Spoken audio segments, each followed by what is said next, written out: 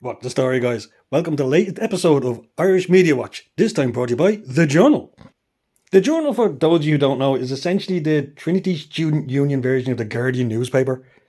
It's full of all of the right-on people with the right-on ideas, but they're newbies. They're just guys straight into journalism, and many of them will go from The Journal off to The Independent or off to the Irish Times or something. But right now, they're still very raw, and they're, well, not the brightest sparks in the fire. But they're as lefty as they come, and they've clearly got their media monitoring unit package off of Catherine Connolly's camp.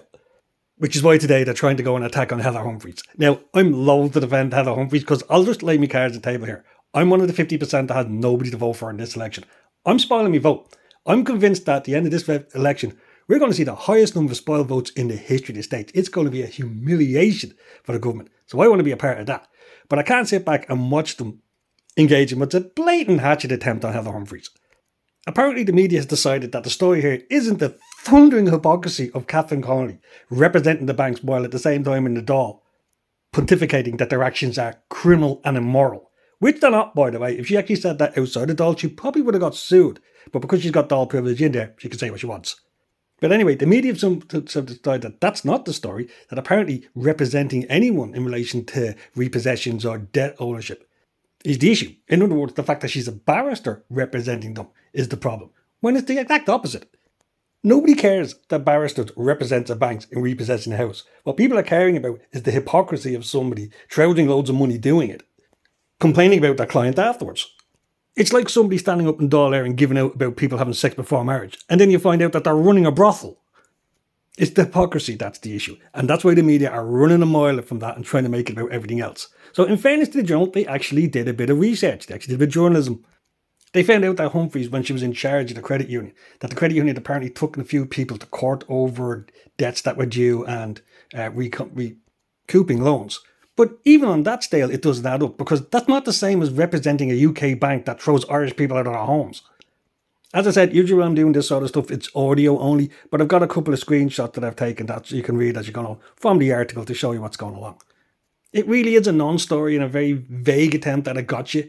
To be openly honest with you, the message of the article really seems to be more about signal boosting Catherine Connolly. And like I said, using that press pack fucking bullet point of mentioning the cab rank rule that they have in the Bar Society to explain why Catherine was just following orders.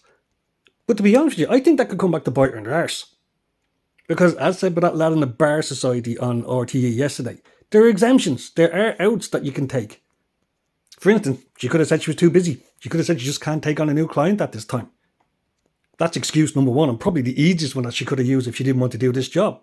Number two, she could have talked about technical expertise. She could have said that she doesn't have any long-term record in prosecuting such a case, and as such she couldn't provide the best service possible. But number three, and the easiest one that she could have used is conflict of interest. Catherine has been up there telling us how she's a champion for the working class, for the ordinary people. So she must have reams of examples from her own career as a barrister, as she represented people not being thrown out of their houses and fighting against the banks.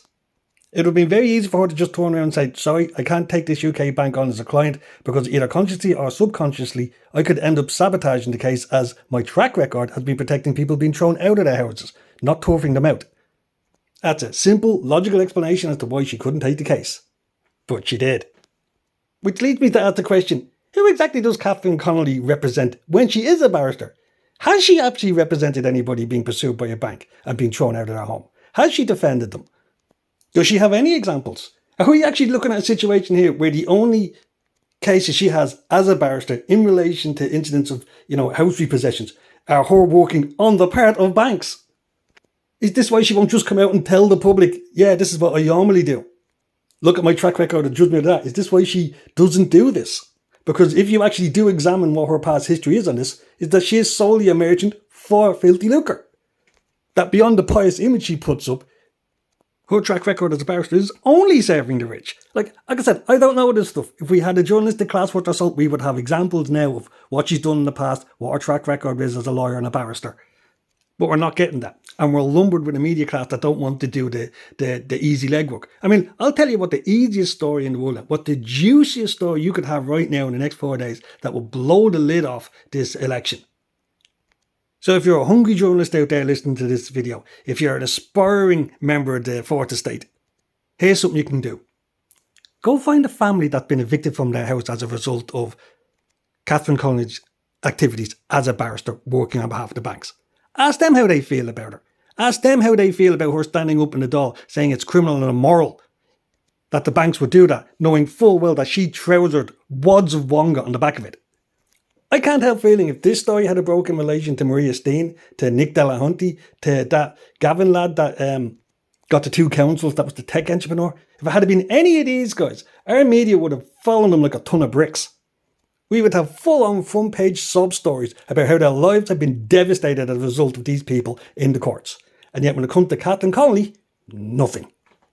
This is a huge story, and none of the mainstream media, not the Irish Times, not the Indo, the Examiner and Co., not News Talk, not Virgin, not RTE, can bother their ass to go and find the people who are actually traumatised and hurt by her actions. And maybe with good reason, because I remember that period. I remember people were thrown out of their houses while living in cars. I remember how people were living in cars drove those cars off piers. I remember the enormous amount of marriages that broke up and mental breakdowns that people had over the stress of being repossessed and thrown out of your family home. And it seems to be that the mainstream media, who have chosen Catherine Connolly as their chosen candidate, don't want the public informed as to what she got up to as a consequence of her actions. Jesus, that got a bit dark there. So like I said, I put those screenshots up if you just want to have a read of it to see what the story is in the guts of the article. Go to the website as well if you want to give them a click. And just sit back and enjoy the popcorn as you watch the mainstream establishment desperately try to shill for their candidate. Just remember at the end of the day though, the story here isn't a barrister doing their job. The story here is the hypocrisy of candidates standing for the presidency saying that job was immoral when they trousered wads of moolah doing it. Okay guys, there's a good one. Thanks for listening if you're still with us. Like and subscribe and let us know what you think about it in the comment section. Take care. Bye bye.